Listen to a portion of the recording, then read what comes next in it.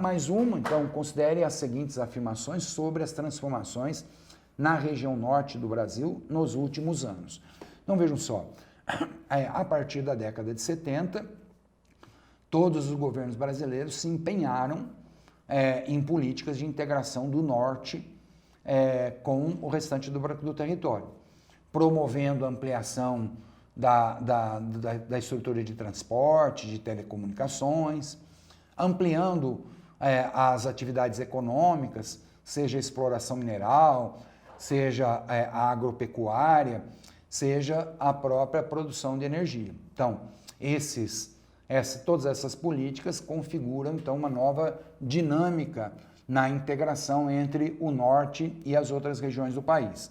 Então, pensando nisso, afirmativa 1, a diversidade fronteiriça se estabelece pelas condições de acessibilidade viária, pelas redes de relações econômicas e pela densidade demográfica.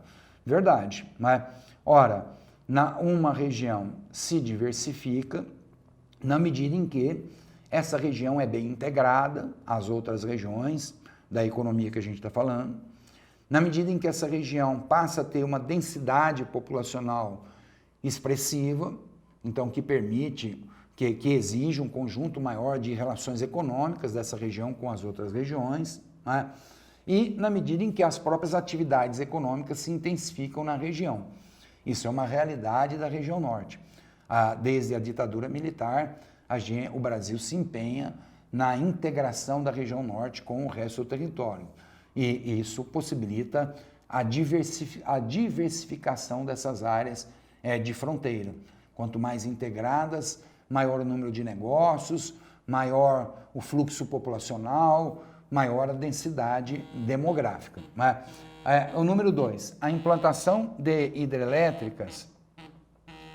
A implantação de hidrelétricas como a de Belo Monte e de unidades de exploração mineral de ferro promoveu, com a chegada de trabalhadores temporários, a intensificação de conflitos e impactos culturais. Também a afirmativa 2 verdadeira.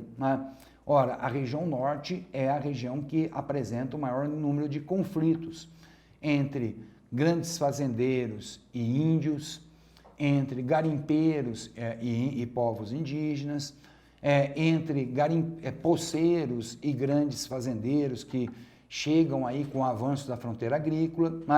Ora, além dos conflitos pela posse da terra, se tem também os conflitos culturais.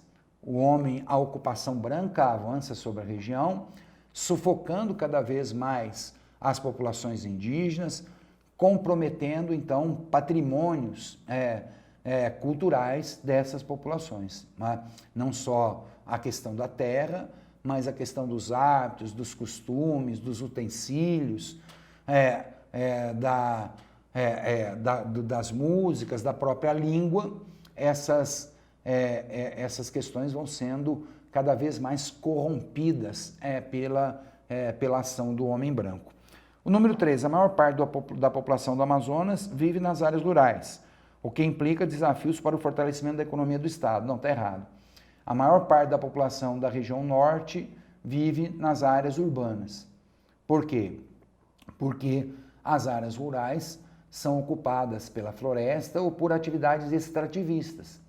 Então, grande parte da população do campo migrou, expulsa do campo pelo avanço dessas atividades, migrou para as cidades. Então, a afirmativa 3 falsa, 1 e 2 estão corretas, letra D de dado também a resposta.